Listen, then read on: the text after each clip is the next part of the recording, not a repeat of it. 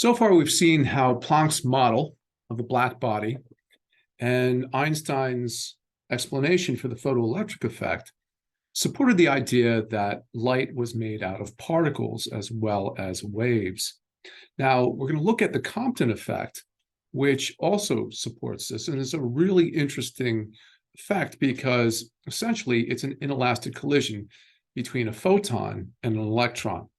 Here's basically how it works. We need a photon with enough energy to free an electron from some atom. Has to have enough energy where the binding energy that holds the electron is small compared to the energy which is going to be transferred to the electron. But we also need a short enough wavelength, which again is high enough energy, in order for this shift to be appreciable. So what essentially happens here is we have an incident X-ray. In this case, we just think about a photon coming in with enough energy to break an electron off of an atom. The electron recoils from this collision, and the X-ray is scattered off at some angle theta. So this was done by Arthur Compton in 1924, I believe it was. And again, Compton not only discovered this Compton effect, the shift in wavelengths as they scattered, he also did a lot of work with cosmic rays. Was director of the physics lab at University of Chicago, and was fairly accomplished. But again, we know him mostly for the Compton effect, for which he received the Nobel Prize in 1927. So again, this is just more evidence that supports the idea of these packets of energy, these photons.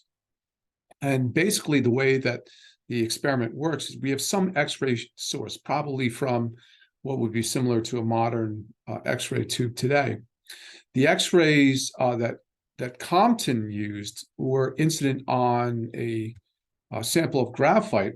And what he would do is he would rotate a detector at different angles to try to record not only the intensity, but the wavelength. And as we said, this is an inelastic collision, so the photons are going to give off some of their momentum, or give up some of their momentum, transfer that to the electron. The electrons we don't really see in this experiment. And because they've given off some of their momentum, they've lost some of their energy, they're going to shift to a slightly longer wavelength. Now, in understanding the photon, when we talked about relativity, we went through the energy momentum equation, and we showed that if there's no mass to a particle, and obviously a photon doesn't have mass because it's traveling at the speed of light, the energy related to the momentum simplifies as just E is equal to P times C. Alternatively, if we want to write this, we know that E is equal to h nu, or h times the frequency. And we can say that, therefore, the momentum of a photon is equal to its energy divided by the speed of light, or, making our substitution, since nu divided by c is equal to 1 over the wavelength, the momentum also equals h divided by lambda. So just like the energy, as the wavelength gets shorter and shorter, the photon has more and more momentum. When they scatter, the wavelength shifts to a slightly longer wavelength. And of course, this means that some of the momentum has been lost. This is a collision, so some of the momentum has been lost to the electron.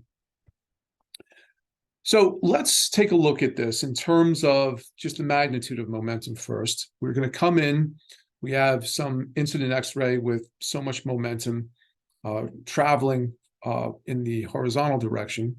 And again, that momentum is h divided by lambda. It's going to scatter off with a slightly greater wavelength, h divided by lambda f. And the particle that we don't see is this recoiling electron. Now, the amount of energy transferred to the electron is very significant. So we can't just do this in the same way that we would do a classical collision. We actually have to take up the relativistic momentum here. And from the earlier equation, if we do have a particle with mass, we've got to use this right here to relate the total energy to the particle's momentum and the particle's rest mass. So this equation right here is derived from that. We see that the momentum of the recoiling electron goes by this expression right here. All right. So what we're going to do here is going to balance the momentum. We're going to conserve momentum. We're going to also conserve energy for this type of collision. So first of all, momentum. We can't just take the magnitudes of the momentum and show conservation that way. We actually have to look at the vectors of the momentum. And again, initially before the collision, the incident X-ray has all the momentum. And some of that is going to be transferred into the electron. Some of it is going to go off into the scattered X-ray. So again, if we're conserving momentum, here's our initial momentum. And then these two vectors would represent our final momentum. The initial has to be equal to the final. And that's what we have right here. Now, in order to get the momentum of the electron compared to the momentum of the incident photon and the scattered photon, it gets a little bit tricky here. This is actually a triangle. So I'm going to use this relationship right here. I'm not going to get into too much detail with this. This is not a right triangle. So we use the momentum squared of the electron is equal to the initial momentum of the incident photon plus the momentum squared of the scattered photon minus the dot product between the incident and the final photon.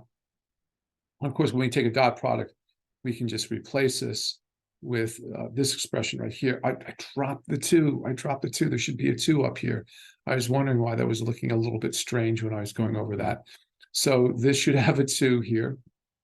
And we can then, after, so we have an expression which is telling us our conservation of momentum. Now we're going to do conservation of energy. The energy of the incident photon plus the electron is just going to be sitting there in the atom, so it's only going to have rest mass, is going to equal the energy of the scattered photon plus the total energy, rest mass, plus its energy due to momentum of the electron when it's scattered.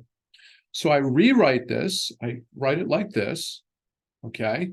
And again, you can see momentum times the speed of light for the momentum of the photons. You can see the initial energy of the electron is just its rest mass. After it gets hit, we have to use this expression here. So the first thing that I can do is I'm going to take this expression. I'm going to put the momenta of the X-rays together, and I'm going to try to get rid of the square root sign right here by squaring both sides of the equation. When I do so, I get E0 squared. I get my cross term right here, and then I get the square of this term right here. And on the other side, I get E0 squared, PE squared times C squared. So I can cancel out this term with this term and simplify the expression a little bit. Still a little bit complicated. The rest just simple algebra that we're really doing here. And after a few different steps, I finally get to this expression right here. I can divide everything by 2. And I want to then reintroduce the equation that I had earlier. I'm going to get down to here. And again, I want to get rid of the momentum on this side, so I'll just divide the initial momentum times the final momentum on both sides. That gives me this. I can then take the initial divided by the initial momentum. I get 1 over the final momentum, which is the final wavelength divided by h, okay? Same thing for this, final divided by final, that cancels out. So I get the initial wavelength divided by h here. And this gives me my final expression. This is the change in wavelength, final minus initial. And we see that it's only based on a few different things. It's based on the Planck's constant. It's based on the speed of light. Those don't change, but it really depends on the mass of the electron and the angle at which it's scattered. So the difference in wavelength has nothing to do with the incident wavelength of the X-ray. So again, that what we simply did here was conservation of energy, conservation of momentum, combine the two expressions, and finally we come up with our Compton shift or Compton scattering equation. Now, again, we can think about what this means. If the X-ray comes in, scatters off of an electron at a very, very small angle, where theta is very, very close to 0, the cosine of 0 is 1, so 1 minus 1 is basically 0 here. You'll get no shift in the X-ray.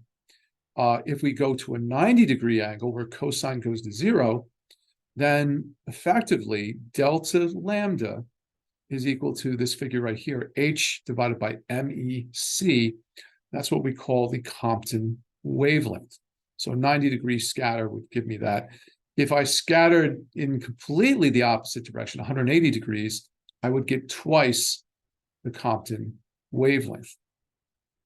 So again, what really determines the new wavelength of our photon is this expression right here and the angle at which it scatters. Now notice that this Compton wavelength, the difference between the initial and the final, is very, very small.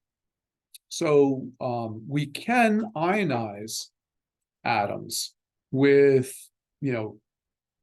visible light's a little bit difficult to do this, but we can ionize them, certainly with ultraviolet light. But when you're talking about about 100 nanometers in near ultraviolet light, 100 nanometers with a shift of 0.002 nanometers, that's really not going to be detectable. And that's why with the Compton scattering, we generally only see this for X-rays and for gamma rays.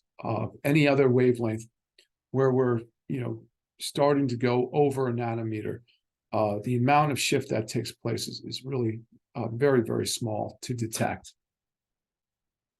And here we can see the Compton scattering. Here we see at 0 degrees, there's no change in the wavelength. In this case, we see 2 peaks when we look at 45 degrees. And these are 2 different effects. This right here is Compton scattering. So those are the X-rays that came in, kicked off an electron, and quite a bit of the momentum was transferred to the electron. However, some photons will come in, scatter off an electron, but the electron never breaks free of the atom. It's never ionized. In that particular case, there is no shift, because instead of this light recoiling electron, which has a very, very small mass, 10 to the minus 31 kilograms, approximately, it's the entire atom that recoils. And whenever we have these types of interactions where we're recoiling off of a very large mass, there's not a large amount of momentum that's transferred. So this is what's called coherent scattering. There's no real shift, or there's no discernible shift, because the atom has recoiled instead of the electron. When we get the electron recoiling, we get a measurable shift in our X-rays or in our gamma rays. I think this is a little bit off in terms of the calculation. So, for instance, if we take a look at X-rays from a tungsten target on an X-ray tube, oftentimes these X-rays tubes will use tungsten because of its very high melting point, also because its very high atomic number means that the characteristic X-rays, which we'll talk about later on, have a very, very short wavelength. So they're very, very penetrating. So in any case, the wavelength of the K alpha, you'll learn about that in a bit, line from the modern X-ray tube is about 21.3 picometers or 0.0213 nanometers. Now, if we scatter at a 45-degree angle, okay, we get 1 minus the cosine of 45 degrees. Cosine of 45 degrees is 0.707. 1 minus 0.707 times 0.00243 gives me a shift of 0.71 picometers or 0.00071 nanometers. So the X-ray that came in was 21.3 picometers. The X-ray that was scattered is 20.6 picometers. So there is certainly a measurable shift in that wavelength. Again, if we use shorter and shorter wavelengths, let's say we were using, these are pretty hard X-rays, so these are pretty well into the X-ray spectrum, but we were looking at Compton scattering of higher energy gamma rays. The shift would be much greater. You'd have a larger transfer of momentum to the electron. We can also express the Compton shift in terms of an energy shift. The Compton shift in terms of wavelength is constant for a given angle. As we said before, the Compton wavelength is 2.43 picometers. We multiply that by 1 minus cosine theta to get the change in wavelength. But notice this change in wavelength does not depend on the incident X-ray, okay? If you did a Compton shift, let's say for visible light, it would still shift by this much. For ultraviolet light, still shift by this much in terms of the wavelength, okay? Gamma rays, same thing. But when we look at energy, that's a different story. Here, the shift in energy is not constant. There's no Compton energy shift. We have to rewrite this equation once again. Wavelength is Planck's constant divided by the energy, because energy is Planck's constant divided by the wavelength. We make that substitution here, divide both sides by h, put EF off to one side of our equations, or I should say solve for EF, and we get this expression right here.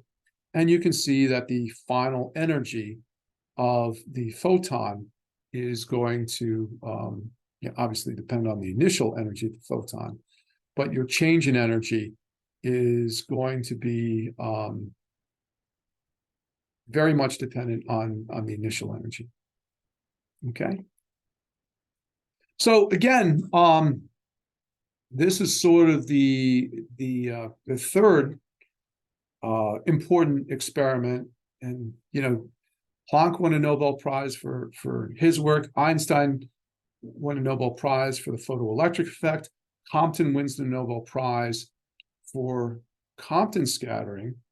You can see how much importance was placed on these very early developments of quantum mechanics. We see this in the early 20th century, that so many of the Nobel Prizes are very much associated with the development of quantum mechanics. So light has a dual nature. We're not saying that the wave nature suddenly went away, okay? We know that Hertz established the existence of electromagnetic waves. Young's double slit experiment obviously showed that light had a wave property, but it also exhibits particle characteristics. And Again, that's the only way that Planck could get through his explanation of black bodies. The idea of quantizing the energy into these packets are the particles, they are the photons. The idea that a photon comes in and frees a photoelectron in the photoelectric effect. We can't explain that, simply with waves. And certainly, this is, your classic inelastic scattering.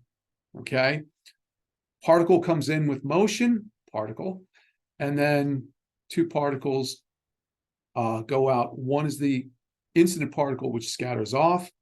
The other particle was the initial particle at rest. So again, very, very important in terms of supporting the idea that light is made out of particles, which also have a wave nature to them. Now, later on, we're going to turn this on its head. We're going to see with de Broglie's work that matter has both a particle and a wave nature to it. And of course, we know one of the most famous applications of matter waves is the electron microscope.